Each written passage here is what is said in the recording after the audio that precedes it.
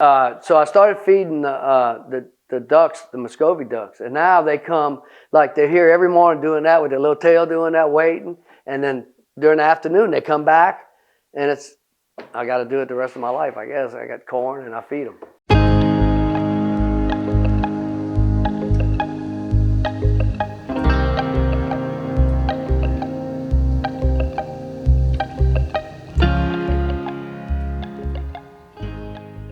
We lived in Houma, and when we decided to redo the old O.J. Mears store and finally moved here, I always loved this building. We would pass by and I always see it, and I said, "Babe, you know, I'm gonna see if I can find out who owns it." So I got with the assessor's office and found out and put the information on Facebook and just said, "Hey, if anybody knows about this." Actually, I contacted her the first time, and then even mailed her a letter asking if she might be interested in selling. And a year went by, nothing. And I remember one day we came back, or we were by Rotolo's, and I said, "I'm gonna try one more time." So I found out who owned it, tried contacting to no avail. A year later, I got back on Facebook and I said, "If anybody knows this person, she may be a private person, here's my name and number, have her contact me. I want to ask her about her building." And her niece saw it. And the very next day she contacted us. And took about 2 or 3 days and I bought it. But we know it dated back to the 30s. Supposedly Mr. Fake built the building as a haberdashery. They would sell boots and hats and all that. And then he wanted to be a jeweler, so he moved to Houma. This is the story, so I don't know if it's true or not, but he moved to Houma and opened up Fake's Jewelers. Then it was a motorcycle shop, and then it was a music store for a little while, and then someone turned it into apartments, and I guess that's the lady I bought it from. And back in the day when we put the deck, we kept hitting cement. Back in the day, there was a door going out the basement, and it used to be a pad poured right there, so they would get supplies and stuff. So the first thing we had to do was figure out a way to do the beam. We put a beam so we could open up the walls, and then we just tore out, pretty much just gutted everything out. I have a roofing company, so the very next thing was to go ahead and replace the roof, because it literally had a hole all the way down. So, I mean, it poured in. So we did that. The pigeons agreed, they like it, they still come back. They pay no rent.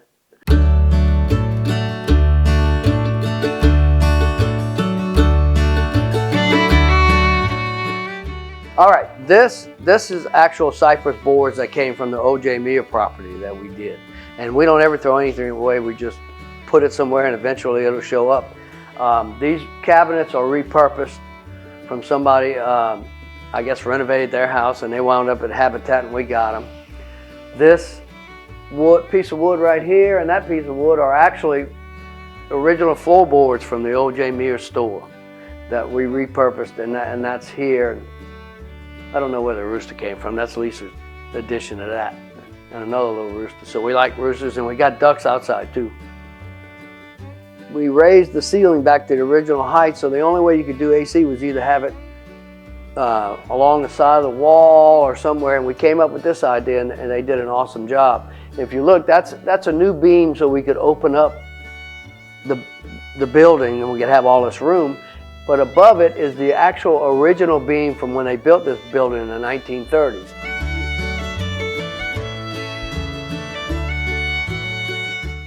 These lamps, that lamp Lisa found at, I don't know where you found it, some antique shop. This came from the Habitat, this lamp here that she reworked. And it's funny, when people come look at our properties, they go, "Where did you get that fixture? And we bought it used from the Habitat store, and Lisa gussied it up. Now, Lisa won't tell you this, but I will. I found that lamp. That's my find. So that's a cool old lamp. I don't know what it was used for, but it just, at night, throws a really cool little look.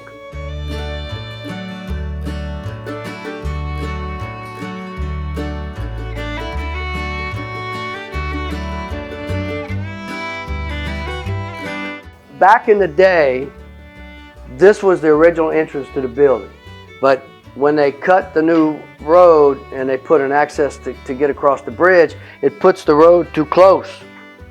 You can see the highway's too close, so we kill that door. But when you came in, it was at an angle, like a little angle on each side. So Lisa designed that entrance, which really stopped here, to be a closet for this bedroom and a closet for that bedroom. I thought that was pretty cool.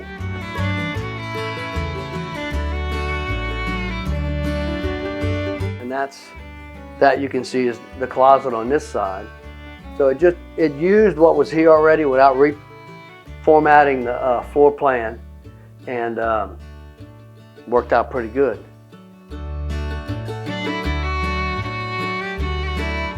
Then we have the master bath in here and the tile work. It's really updated building, and even younger people would enjoy living in a place like this because they want it to be user-friendly and not just historic. So you've got that. You've got it where anybody would be comfortable living here, but you got the history, and that's what we like.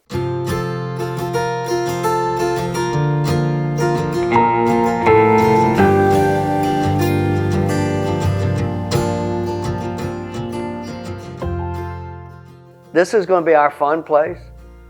I mean, because we live just right up the road, but this will be when Thibodeau does Thibodeauville or the parades, whenever we get back to normal, we can sit out here and have an adult beverage and watch the parade and have fun. And when it's not, we'll put it on Airbnb because people love coming to Louisiana. I mean, they just do. And this is 1 hour away from New Orleans, so they can go have craziness and then come back and enjoy the view and walk to restaurants and do all that. So, but we like to keep the basic imprint of the building while making it. We always joke about it. If a young couple came in and goes, "Oh, it needs a new bathroom," it needs, they want to see a nice kitchen and all, but we want to see a nice kitchen and still utilize like that old cypress and stuff. We want to put stuff that people don't do every day, and that's why we like it. We get to do that. We see the Bayou as an asset. We see that as something pretty. The town staying the way it is, and if we can be a part of that, we will. So we like that. We like keeping the old stuff. That's why Lisa's got me.